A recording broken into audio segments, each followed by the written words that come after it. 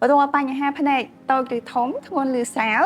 លើមនុស្សគ្រប់វ័យសូមអញ្ជើញមកកាន់ Clinic ភ្នែកមេតា ភ្នែកគឺជាបង្អួចដ៏សំខាន់បំផុតសម្រាប់មនុស្សគ្រប់វ័យមើលឃើញពិភពខាងក្រៅនិងប្រកបការងារប្រចាំថ្ងៃ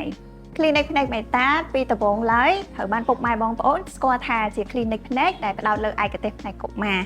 បច្ចុប្បន្ន Clinic ភ្នែកមេតាបានពង្រីកសក្តានុពលរបស់ខ្លួនក្នុងការបង្ការព្យាបាលនិងថែទាំទៅលើសុខភាពភ្នែកមនុស្សគ្រប់វ័យពីទារកទៅតែនឹងកើតរហូតដល់វ័យចំណាស់យើងមានក្រុមវេជ្ជបណ្ឌិតឯកទេសច្រើនរូបធ្វើការរួមគ្នាទៅតាមឯកទេសផ្សេងគ្នាដូចជាឯកទេសភ្នែកកុមារនិងស្រលៀងឯកទេសបកបាយភ្នែកឯកទេសបកកតុយថ្លែនឯកទេសទឹកដក់នៅក្នុងភ្នែកឯកទេសប្រព័ន្ធប្រសាទភ្នែក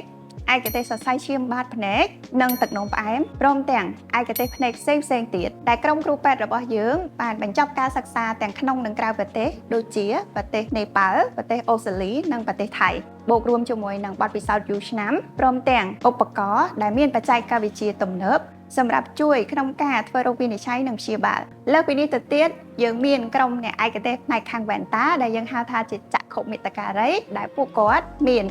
បទពិសោធន៍និងជំនាញច្បាស់លាស់នៅក្នុងការវាស់និងកាត់វ៉ែនតាជូនបងប្អូនបានល្អនិងសុក្រិតផងដែរ Clinic ភ្នែកមេតាប្រកាន់ភ្ជាប់យ៉ាងមុតមាំនៅក្រមសីលធម៌វិជ្ជាជីវៈ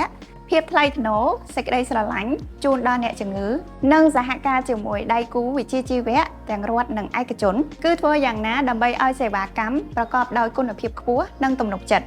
Clinic ភ្នែកមេតាថែរក្សាភ្នែករបស់អ្នកនិងមនុស្សជាទីស្រឡាញ់របស់អ្នកពេញមួយជីវិត